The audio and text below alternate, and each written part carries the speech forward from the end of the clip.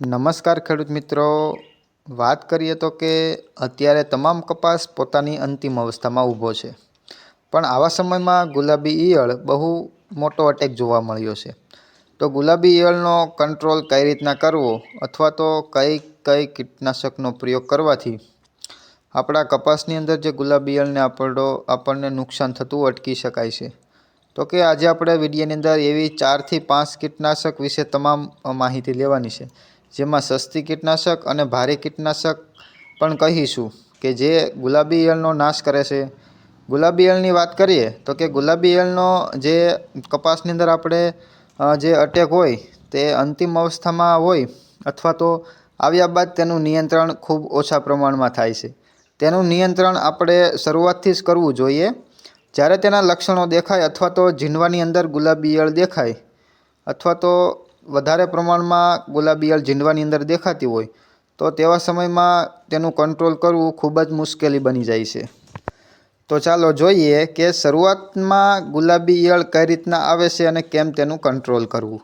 જ્યારે કપાસમાં ફૂલ અવસ્થા આવવાની શરૂઆત થાય છે ત્યારે ફૂલ ઉપર સૌથી પહેલાં ગુલાબી ઈયળના ફૂદા અટેક કરતા હોય છે અથવા તો તેની અંદર તેના ઈંડા મૂકતા હોય છે, જેના લીધે ફૂલમાં ઈયળનો ઉપદ્રવ વધી જાય છે અને ફૂલમાંથી જે નાના ઝીંડવાની અંદર જે ઈયળ છે તે પ્રસરી અને ચાલી જાય છે. ત્યાર પછી તે ઝીંડવું મોટું થતું જાય છે, ત્યારે તે ઝીંડવામાં જે મીંજ અને અંદરનો જે ખોરાક છે તેને કોરી ખાય છે. પછી જ્યારે આપણે ઝીંડવું તોડીને જોઈએ છીએ ત્યારે ખબર પડે છે કે ગુલાબી ઈયળ આવી ગઈ છે, જેથી આપણે દવાનો છંટકાવ તો કરતા હોય છે, પણ ઝીંડવાની અંદર જે ઈયળ રહેલી હોવાથી આપણા જે ઉપરથી દવાનો છંટકાવ કરીએ છીએ તેની અંદર આપણને રિઝલ્ટ સારું એવું મળતું નથી. આના કારણે જ્યારે આપણે ફૂલથી જે ઈયળનું ઈંડા મૂકવાનું અથવા તો ફૂદાની શરૂઆત થાય છે ત્યારે આપણે ફૂલ અવસ્થામાં જ આપણે તેનો હળવો છંટકાવ કરવો જોઈએ.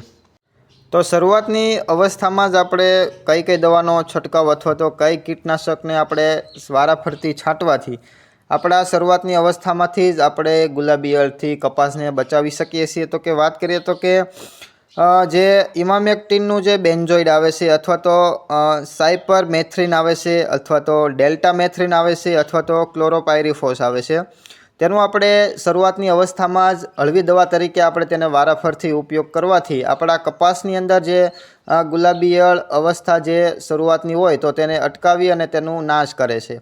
તેમાં ભારે કીટનાશકની દવાનો છંટકાવ કરવાથી જે ગુલાબી ઈયળના જે ફૂદા છે તે પણ મરશે, સાથે સાથે ગુલાબી ઈયળના નર અને ફૂદા મળીને જે ઈંડા મૂકે છે તેનો પણ સંપૂર્ણપણે જે ભારે દવાથી આપણે નાશ કરી શકીએ છીએ. તો કે વાત કરીએ તો કે જે ડેલિગેટ છે, ત્યાર પછી ડેનિટોલ છે અથવા તો એમ્પિગો છે, આ ત્રણેય દવાને છંટકાવ કરવાથી ગુલાબી ઈયળના ઈંડા પણ નાશ પામે છે.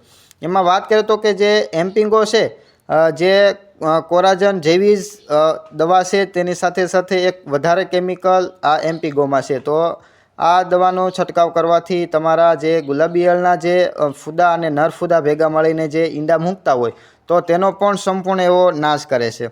અને વાત કરીએ તો કે ગુલાબી ઈયળ માટે હજારો દવા મળશે, પણ આ ત્રણ ખૂબ જ વધારે અસરકારક દવા કહી શકીએ છીએ, જેનો ઉપયોગ કરી અને ગુલાબી ઈયળનું નુકસાન ઘટાડી શકાય છે. તો ખેડૂત મિત્રો, આજના વિડીયોમાં આટલું જ. નવા ખેડૂત મિત્રો હોય તો ચેનલને ઝડપથી સબસ્ક્રાઈબ કરી નાખે અને નીચે કોમેન્ટમાં અવશ્ય જણાવજો કે તેના વિસ્તારમાં ગુલાબી ઈયળનો અટેક કેવો છે. અને જે નવા ખેડૂત મિત્રો હોય તો લાઇકનું બટન દબાવી અને અમારા વિડીયોને લાઇક કરો, શેર કરો અને સબસ્ક્રાઈબ કરો. ધન્યવાદ.